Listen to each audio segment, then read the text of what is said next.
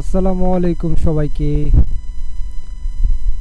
Welcome to my Sheikh সাহেব ultra channels.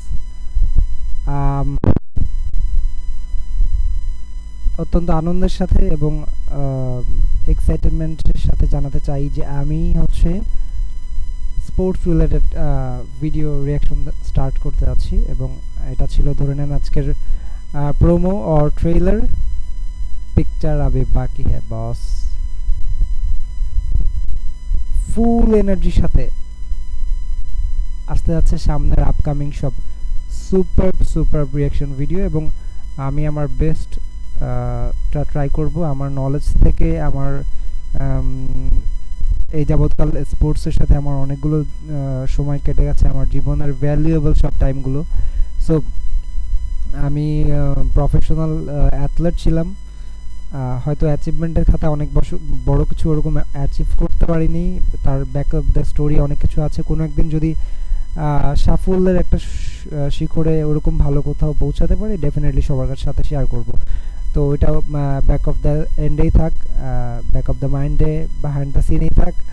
Front of the সিনে যেটা আছে বাংলাদেশ এবং শ্রীলঙ্কার আজকের ম্যাচটা কি হয়েছে, তাসের ঘরের মতো লর্ড সাহেব রান চেস করতে গিয়ে কি টাইট রান টানিতে গিয়ে কী করেছে, এবং এলকেডি আই মিন লিটন কুমার দাস সহ যারা জুনিয়র বলতে বলতে আজকে 7-8-10 বছর করে খেলে ফেলেছে, সিনিয়র পর্যন্ত হয়ে গেছে, তারা কি পারফরমেন্স দিয়ে তাসের ঘরের মতো আজকের ক্রিকেট ম্যাচটাকে, যেটা কনভিন্সিং ভিক্টরি হতে পারতো, সেটাকে কোথায় নিয়ে গেছে।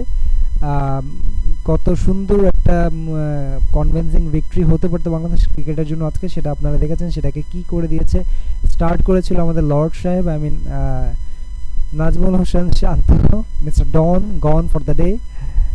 আর আমার কল বলে 14 ওভারেরও বেশি বল ছিল বাকি, যেটা কিনা মানে অনেকগুলো বল বাকি থাকতে বাংলাদেশ জিতে পারতো, যেটা কিনা ইউজই করতে পারেনি, ইউটিলাইজ করতে পারেনি।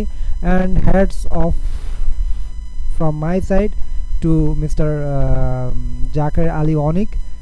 হি did a fantastic job, I mean ও করে যাচ্ছে ওর পারফরমেন্সটা।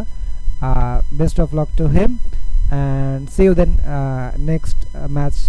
আই মিন পরের ম্যাচ থেকে দেখা হচ্ছে আপনাদের সাথে with clear reaction, I mean full reaction, sports reaction যেমনটা হয়। আল্লাহ হাফেজ and thanks for watching. Have a fantastic dream, have a nice day. আল্লাহ হাফেজ, আসসালামু আলাইকুম।